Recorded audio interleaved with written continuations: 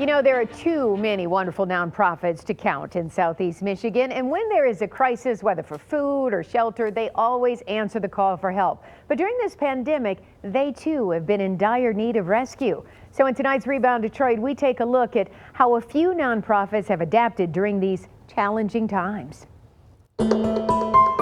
It's heartbreaking to see here at home and across America a staggering number of people in food lines, including this brother and sister whose lives depend on this donated food. It has really helped us out a lot. Forgotten Harvest is here in Oak Park every single week. On a typical day like this, they will service 500 to 600 cars, which will feed at least 1,000 people. Is this the worst you've ever seen it for Forgotten Harvest? Absolutely. We served last year about 750,000 individuals, and we anticipate that that's going to grow by at least a couple 100,000 people this year.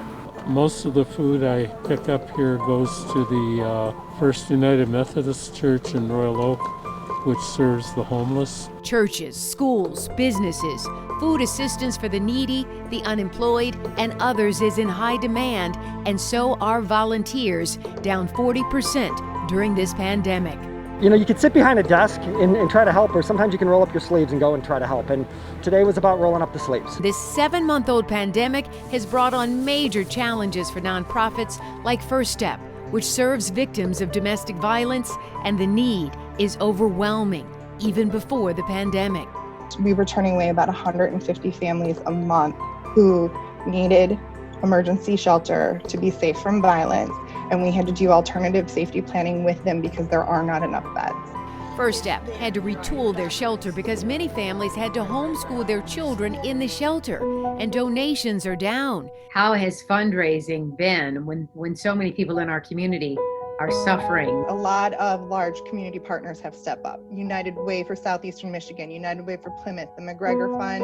And we wanted to spotlight another nonprofit targeting literacy. Beyond Basics, co-founded by Pamela Good, is in Detroit Public Schools and other districts, helping to teach kids to read in a record time of 6 weeks. But the pandemic brought the program to a screeching halt.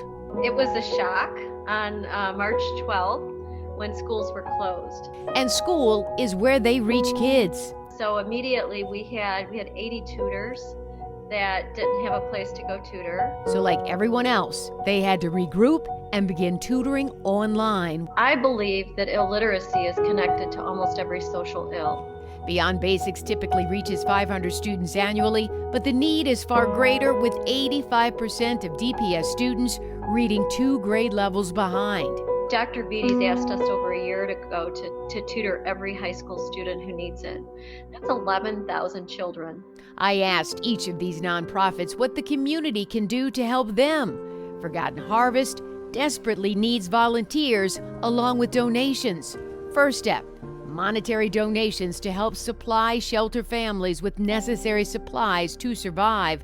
And Beyond Basics, they too need volunteers to tutor. Bottom line, with so much need, if we all do a little, the lift for these organizations that do so much won't be so heavy. Again, our nonprofits do so much that we don't see in our communities, especially during these times of crisis. So if you are able to lend a hand during this time of need, please do so.